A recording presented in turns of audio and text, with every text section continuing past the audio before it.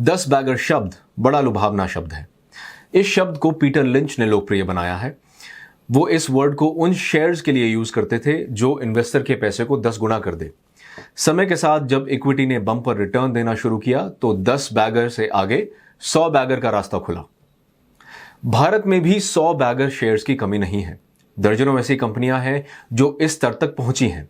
Infosys, Titan, HDFC bank, Asian paints सहित ऐसे कई शेयर्स हैं। लेकिन अगर हम मोटे तौर पर देखें तो BSE सेंसेक्स जो 1989 में 100 रुपए के बेस से शुरू हुआ था, वो फरवरी 2006 में 10,000 अंक का आंकड़ा छूकर पहली बार 100 बैगर बना था। आज इस वीडियो में हम आपको उस स्ट्रैटेजी के बारे में बताएंगे जो हर उस इन्वेस्टर को पता होनी चाहिए जो अपने पैसे को 100 गुना तक बढ़ाना चाहता है। यहां हम कुछ जानी मानी बुक्स में बताए गए उन फैक्ट्स के बारे में भी बात करेंगे जो शेयर मार्केट में निवेश करते समय आपके बहुत काम आएंगे। पहली बुक थॉमस फेल्प्स की है। इसका टाइटल है 100 to 1 in the stock market, जो बहुत सरप्राइज करता है। हालांकि इस बुक में लिखी बातें 1 को 100 में बदलने के बारे में है। दूसरी बुक जिसे हमने अपनी रिसर्च के दौरान पढ़ा है वो है क्रिस्टोफर मेयर की 100 बैगर्स। इन दोनों बुक्स में जो कुछ भी मौजूद है उसमें से सबसे बेहतर बातें हम आपको बताने वाले हैं। हम ये भी बताएंगे कि कैसे आप भविष्य के 100 बैगर्स की पहचान कर सकते हैं। तो आइए शुरू करते हैं।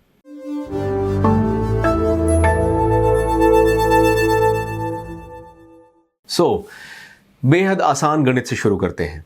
1 से 100। तो हम कुछ सालों में 1 को 100 में बदलना चाहते हैं। इस फॉर्मूला में R सालाना रिटर्न है और T वर्षों को दर्शाता है। निवेशक इस फॉर्मूला को कई तरीकों से यूज कर सकते हैं। इस तरह उदाहरण के लिए आपको 30 साल में अपने 1 लाख रुपए को 1 करोड़ रुपए बनाना है तो आपको 16.6% के एनुअल रिटर्न की जरूरत होगी। इसके साथ ही आप इस फॉर्मूला से यह भी जान सकते हैं कि एक तय अवधि में 100 गुना रिटर्न पाने के लिए आपको कितने इंटरेस्ट रेट की जरूरत होगी। जैसे अगर आपको 12% रिटर्न मिल रहा है तो आपके 1 लाख रुपए 40.6 साल में 1 करोड़ बन जाएंगे। आप एक तय रिटर्न के साथ कितने साल में अपनी रकम को 100 गुना कर सकते हैं, ये आप इस चार्ट से भी समझ सकते हैं। उदाहरण के लिए अगर आप 11 वर्षों में अपना पैसा 100 गुना करना चाहते हैं तो आपको एक ऐसे इन्वेस्टमेंट की पहचान करनी होगी जो इस अवधि के दौरान प्रत्येक वर्ष 50% तक रिटर्न दे। लेकिन अगर आप अपने इन्वेस्टमेंट से रिलेटिवली कम रिटर्न की उम्मीद करते हैं तो 15% के सालाना रिटर्न पर आपको अपने इन्वेस्टमेंट को 100 गुना करने में 33 साल लग जाएंगे। अब आप जान गए होंगे कि यह हिसाब कितना आसान है। आपने अपने स्कूल में यह सीखा होगा। आपको फॉर्मूला में सिर्फ एक नंबर पता होना चाहिए और आप दूसरा निकाल लेंगे। मल्टी बैगर रिटर्न उसी कंपनी के शेयर से मिलेगा जो लगातार ग्रो कर रही होगी। लेकिन क्या ग्रो करना चाहिए, आइए जानते हैं। यह एक ऐसी कंपनी होनी चाहिए जिसके रेवेन्यू में वृद्धि हो रही हो, उसकी कमाई बढ़ रही हो, उसका मार्जिन बढ़ रहा हो, उसकी मार्केट शेयर बढ़ रहा हो और बहुत जरूरी है कि इस कंपनी के प्रति शेयर कमाई बढ़ रही हो। यह आखिरी चीज इतनी महत्वपूर्ण इसलिए है क्योंकि शेयर की कीमत लंबी अवधि में अर्निंग पर शेयर को फॉलो करती है। इसके लिए अगर किसी कंपनी का EPS ऊपर जाता है तो हमेशा उस कंपनी के शेयर की कीमत भी ऊपर जाती है। लेकिन केवल EPS बढ़ाना ही काफी नहीं है और यहीं से दूसरा 100 बैगर इंजन लागू होता है जो है एक बढ़ता हुआ प्राइस अर्निंग मल्टीपल। एक प्राइस अर्निंग मल्टीपल या PE रेशियो सिर्फ यही नहीं बताता कि शेयर कितना महंगा है। अगर कोई किसी स्टॉक या किसी सेक्टर को लंबे समय से अध्ययन करता है तो वो जान सकता है कि वो कंपनी या सेक्टर इन्वेस्टर्स के लिए कितना वैल्यूएबल है। तो चलिए दोनों फैक्टर्स को एक साथ रखते हैं और इसे एक उदाहरण से समझते हैं। आइए FMCG सेक्टर की एक कंपनी लेते हैं, हिंदुस्तान यूनिलीवर लिमिटेड। अब हम सभी जानते हैं कि HUL क्या करता है, इसके प्रोडक्ट्स क्या हैं, शेयर की कीमत, इसके कंपेटिटर्स, इसकी डिस्ट्रीब्यूशन स्ट्रेंथ आदि हम सब जानते हैं। ग्रोथ के नजरिए से HUL ने पिछले 15 वर्षों में अपने एनुअल सेल में लगभग 9% की वृद्धि की है। इसका नेट प्रॉफिट 11.8% बढ़ा है जबकि अर्निंग्स पर शेयर में 11% की सालाना वृद्धि हुई है। तो इनमें से बहुत सारे नंबर एक साथ जुड़े हुए हैं, लेकिन जब हम शेयर की कीमतों में ग्रोथ को ट्रैक करते हैं ये बहुत अलग संख्या देता है। क्योंकि HUL के शेयर की कीमत पिछले 15 वर्षों में 17% के CAGR से बढ़ी है। तो असली सवाल यह है कि यह अंतर कहां से आ रहा है, ये अतिरिक्त 6% कहां से आ रहा है? इसका उत्तर तब खोजा जा सकता है जब हम इसकी प्राइस अर्निंग रेशियो की जांच करें। ग्राफ में आप देख सकते हैं कि HUL का PE रेशियो लंबे समय से 25 से 35 के बैंड के बीच ऑपरेट होता था, लेकिन 2012 के बाद से इस कंपनी का बिजनेस निवेशक की नजर में आ गया, या ये कह सकते हैं कि कंपनी की वैल्यूएबिलिटी या महत्ता पॉजिटिव डायरेक्शन में चली गई। एज अ रिजल्ट कंपनी का PE मल्टीपल 25 से 35 की रेंज से उछलकर 45 से 55 के और महंगे बैंड में चला गया, और साल 2018 से HUL के PE रेशियो की एक और री रेटिंग हुई। अब शेयर कंपनी के EPS के 65, 70 और यहां तक के 75 गुना पर ऑपरेट हो रहा है। अब PE रेशियो में स्ट्रक्चरल जंप कई फैक्टर्स के चलते हो सकता है। अर्निंग्स पोटेंशियल में ग्रोथ का सबसे बड़ा कारण एक कंपनी की कमाई की क्षमता में वृद्धि है। ये आमतौर पर तेजी से ग्रो कर रही या नई कंपनियों में देखा जाता है, लेकिन अर्निंग्स के अलावा PE रेशियो री रेटिंग कुछ अन्य फैक्टर्स के चलते भी हो सकती है। ये है प्रॉफिट मार्जिन में सुधार, किसी कंपेटिटर का कोई नुकसान, या निवेशकों को अन्य सेक्टर्स में इन्वेस्टमेंट के अच्छे अवसर नहीं मिल रहे हों, और निश्चित रूप से यहां एक सेफ्टी फैक्टर भी हो सकता है। यह व्यापक रूप से माना जाता है कि मंदी के दौरान भी FMCG उत्पादों की मांग स्थिर रहती है, लेकिन इनके अलावा PE रेशियो के लिए एक अतिरिक्त फैक्टर जिसकी मैं यहां चर्चा करना चाहूंगा वो है जब कोई कंपनी अधिक मूल्यवान व्यवसाय में माइग्रेट करती है। इस रेफरेंस में आइए रिलायंस इंडस्ट्रीज लिमिटेड के PE रेशियो को देखते हैं। जैसा कि हम इस इमेज में देख सकते हैं, रिलायंस इंडस्ट्रीज का PE लंबे समय से 12 से 17 के बीच ऑपरेट करता दिखाई दिया, लेकिन सितंबर 2016 में रिलायंस काफी आक्रामक तरीके से जियो के साथ टेलीकम्युनिकेशंस के बिजनेस में आ गई। इसके बाद कंपनी के PE मल्टीपल में री रेटिंग देखने को मिली। बेशक इसमें कोई आश्चर्य नहीं होना चाहिए कि इन्वेस्टर्स ने भारती एयरटेल के PE रेशियो को देखा, जो कि ज्यादातर समय 25 और 40 के बीच ऑपरेट होता था। इसने उस समय रिलायंस इंडस्ट्रीज को एक उच्च PE मल्टीपल प्राप्त करने में मदद की। तो आइए अब तक हमने जो सीखा है उसे दोहराते हैं। सबसे पहले अर्निंग ग्रोथ महत्वपूर्ण है, और यदि कोई कंपनी नहीं बढ़ रही तो स्टॉक के ऊपर जाने की बहुत कम संभावना है। और दूसरी बात, उन कंपनियों और सेक्टर्स की तलाश करें जिनके PE मल्टीपल के ऊपर की ओर जाने की संभावना है। इन दो इफेक्ट्स का एक कॉम्बिनेशन शायद किसी के लिए 100 बैगर प्राप्त करने का सबसे सुरक्षित तरीका है।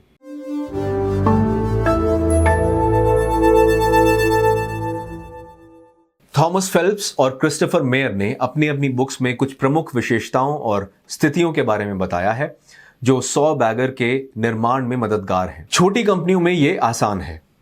यह विचार सबसे पहले एक आदर्श कंपनी आकार के इर्द गिर्द घूमता है, और उस संदर्भ में बड़ी कंपनियों की तुलना में छोटी कंपनियों के लिए 100 बैगर बनना आसान है, और इस बात पर सभी सहमत होंगे, है ना? मेरा मतलब है 2% मार्केट शेयर वाली कंपनी को अपने मार्केट शेयर को दुगना या तिगुना करना बहुत आसान होना चाहिए उस कंपनी की तुलना में जो 30% मार्केट शेयर लिए बैठी है। कंपनी के लो बेस के चलते यह आसान होता है। इसका मतलब उन कंपनियों पर अधिक ध्यान केंद्रित करना होगा जिनका मार्केट कैप 5,000 करोड़ से कम हो, या शायद 3,000 करोड़ से भी कम हो। दूसरे शब्दों में, अगर आपको राकेश झुंझुनवाला के टाइटन में निवेश पर किया गया हमारा वीडियो याद हो, हम 2001-2002 की अवधि से टाइटन जैसी कंपनियों को पकड़ने की कोशिश कर रहे हैं, जब इसकी कीमत सिर्फ 200 करोड़ थी। टाइटन ने एक ही क्वार्टर में जितना लाभ कमाया, ये उसके आधे से भी कम है। बेशक ये कहना आसान है लेकिन करना मुश्किल। लेकिन जब 100 गुना रिटर्न संभावना की बात आती है तो इस बात से इनकार नहीं किया जा सकता है कि छोटे आकार की कंपनियों के साथ अधिक संभावनाएं हैं। अब एक और बात जो क्रिस्टोफर मेयर ने उठाई वो ये कि 100 बैगर स्टॉक किसी विशेष इंडस्ट्री से संबंध नहीं रखता है। वो इन्वेस्टर्स को स्थिर उद्योगों में अधिक स्थापित कंपनियों के साथ रहने की सलाह देते हैं। हमें लगता है ऐसा सुझाव देने का कारण लंबी अवधि में स्थिरता की अधिक संभावना है, इस अर्थ में कि अगर किसी को 30 साल की अवधि में 100 गुना रिटर्न हासिल करना है तो कंपनी के लिए 30 साल तक जीवित रहना भी महत्वपूर्ण है। यहां स्टेबिलिटी की बात हो रही है। अब किसी भी कंपनी या सेक्टर की लंबी अवधि में स्टेबिलिटी के लिए सबसे महत्वपूर्ण सपोर्ट स्ट्रक्चर में से एक लॉन्ग ग्रोथ रनवे का होना है। एक लंबे रनवे का मतलब है बढ़ने व विस्तार करने के लिए और अधिक रास्ते, जो तब कंपनी की प्रति शेयर आय को आगे बढ़ाता है। और शायद यही रिलायंस इंडस्ट्रीज मोबाइल टेलीफोनी के साथ अपनी पहल जियो से कर रही है।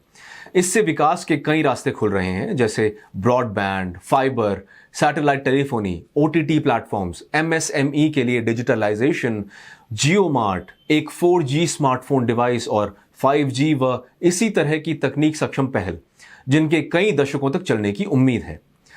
इक्विटी पर उच्च रिटर्न अब किसी कंपनी या उद्योग का संपूर्ण समझ कोई आसान काम तो नहीं है। इसके लिए बहुत अधिक शोध की आवश्यकता होती है और इसलिए निवेशक अक्सर एक सिंगल मेट्रिक पसंद करते हैं जो उन्हें कंपनियों को फिल्टर करने में मदद कर सकती है, और वो मेट्रिक कंपनी की इक्विटी पर रिटर्न है। तो इक्विटी पर रिटर्न क्या है? सूत्र से परे एक उच्च और बढ़ते आरओआई का मतलब है कि कंपनी अपनी कमाई को व्यवसाय में बुद्धिमानी से दोबारा निवेश कर रही है, जो एक चक्के की तरह है। यह लाभ और शेयर होल्डर्स के रिटर्न को और बढ़ा सकता है। पॉइंट ब्लैंक एक कंपनी को अपनी पूंजी कुशलता को बढ़ाने के लिए इक्विटी पर लगातार उच्च रिटर्न की आवश्यकता होती है, तभी उसके स्टॉक के 100 बैगर बनने का मार्ग खुल सकता है। इकोनॉमिक मोड्स कंपनियों के बीच एक अन्य सामान्य विशेषता जो इक्विटी पर उच्च रिटर्न बनाती है, एक सस्टेनेबल कंपेटिटिव लाभ है। इसे अक्सर इकोनॉमिक मोड के रूप में जाना जाता है। हमने ईटी मनी यूट्यूब चैनल पर इससे जुड़ा एक वीडियो किया है, जिसमें हमने कुछ रियल लाइफ एग्जाम्पल के साथ विभिन्न प्रकार की मोड्स पर चर्चा की है। Intangible asset mode, switching mode, low cost provider mode, toll mode, network effects mode, cultural mode, digital and data mode. यहां कंपनी के ब्रांड, उसके पैटेंट और इंटेलेक्चुअल प्रॉपर्टी जैसे इंटेंजिबल एसेट मोड्स हैं। आज के युग में जो कंपनियां अपनी कमाई बढ़ाने का लक्ष्य रखती हैं, उन्हें न केवल एक मोड की जरूरत है, बल्कि उन्हें समय के साथ उस मोड को लगातार बढ़ाने का प्रयास करना चाहिए। अगला ग्रॉस प्रॉफिट मार्जिन है। फिर से सूत्र इसे समझाने के लिए एक तरीका है। हम ग्रॉस प्रॉफिट मार्जिन को ऐसे समझ सकते हैं कि ये उपभोक्ता से ली जाने वाली उत्पाद की कीमत और उत्पाद के निर्माण की लागत का अंतर है।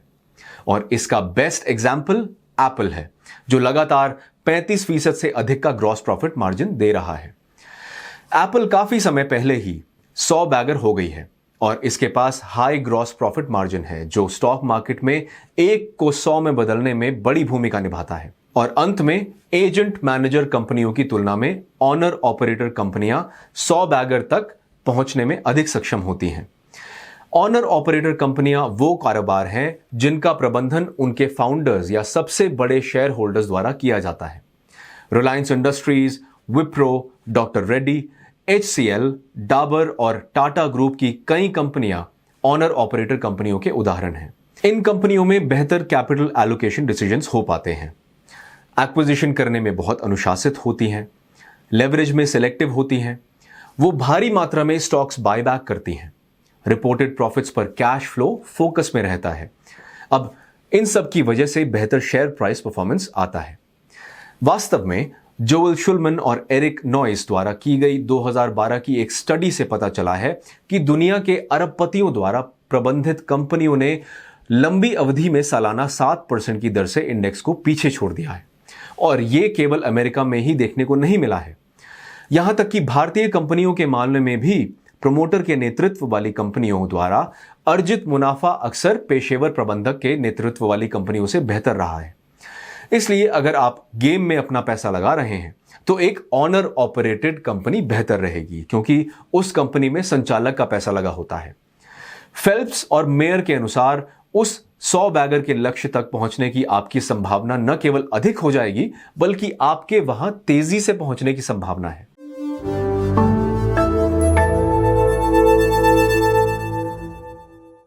क्रिस्टोफर मेयर द्वारा किए गए शोध ने निष्कर्ष निकाला कि एक कंपनी को 100 बैगर कंपनी बनने में औसतन 26 साल लगते हैं, जिसका प्रभावी अर्थ यह है कि भले ही आप जल्दी निवेश करना शुरू कर दें, आप अपने 40 या 50 के दशक में होंगे जब आप अपना पहला 100 बैगर देखेंगे। इसका मतलब है कि आपकी सफलता में धैर्य एक महत्वपूर्ण फैक्टर होगा, और इस बात की बहुत संभावना है कि आप मैं और हर निवेशक को इस रास्ते में बहुत से कांटे मिलेंगे। उदाहरण के लिए एप्पल को ही लें। हम इसे आज मार्केट कैपिटलाइजेशन के हिसाब से दुनिया की सबसे बड़ी कंपनी के रूप में जानते हैं, लेकिन पिछले 20 वर्षों में एप्पल की सवारी एक रोलर कोस्टर रही है, जिसमें स्टॉक 40% की 4 अलग अलग गिरावटों से गुजरा है। नेटफ्लिक्स एक और महत्वपूर्ण उदाहरण है। कंपनी ने एक ही दिन में अपने वैल्यू का 25% खो दिया था। केवल एक ही बार नहीं, जो हमने इस साल जनवरी में देखा, बल्कि इतिहास में 4 बार ऐसा हुआ है। इसे अलग तरह से कहें तो निवेशकों को एक सही शेयर का चुनाव करने के बाद लंबे समय तक स्थिर रहना चाहिए, जिससे बड़ा रिटर्न प्राप्त हो सके। और उस दृष्टिकोण से एक निवेशक को कॉफी कैन पोर्टफोलियो की आवश्यकता होती है।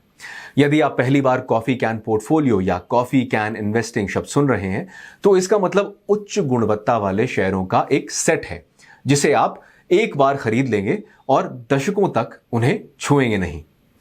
इसे कॉफी कैन कहा जाता है क्योंकि अमेरिका में ब्रेकिंग प्रणाली की स्थापना से पहले लोग अपनी सारी मूल्यवान संपत्ति कॉफी कैन में डाल देते थे और इसे किसी सुरक्षित स्थान पर छिपा देते थे। आपकी 100 बैगर रणनीति की सफलता बहुत कुछ इस बात पर निर्भर करेगी कि आप उस कॉफी कैन के अंदर कौन से स्टॉक्स डालते हैं, और निश्चित रूप से धैर्य रखना महत्वपूर्ण है।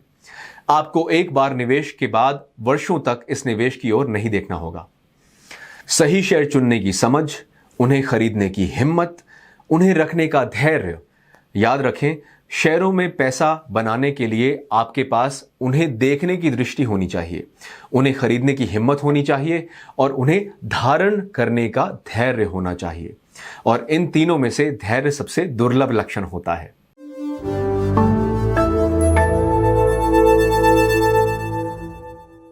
अधिकांश इन्वेस्टर 100 बैगर पाने की कोशिश नहीं करते हैं, वो इसके बजाय डबल या ट्रिपल रिटर्न पाने की उम्मीद करते हैं। आज हमारा उद्देश्य इस सीमा का विस्तार करना था और इन्वेस्टर्स के लिए एक प्रेरणा के रूप में 100 बैगर्स की अवधारणा को प्रस्तुत करना था। मुझे यकीन नहीं है कि मैंने इसे कहां पढ़ा है, लेकिन एक कोट था जो कहता था कि कुछ बड़ा बनाने के लिए आपको केवल एक बार सही होना होगा। और मुझे लगता है कि एक 100 बैगर प्राप्त करने से किसी की वित्तीय स्थिति में उल्लेखनीय अंतर आ सकता है। अगले स्टेप में मैं रेकमेंड करता हूं कि आप उन विभिन्न इंडिकेटर्स का ध्यान रखें जिन्हें हमने यहां समझाया है, और फिर एक मानक स्टॉक स्क्रीनर में मार्केट कैप के विभिन्न combination, return on equity, gross profit margin आदि को आजमाएं।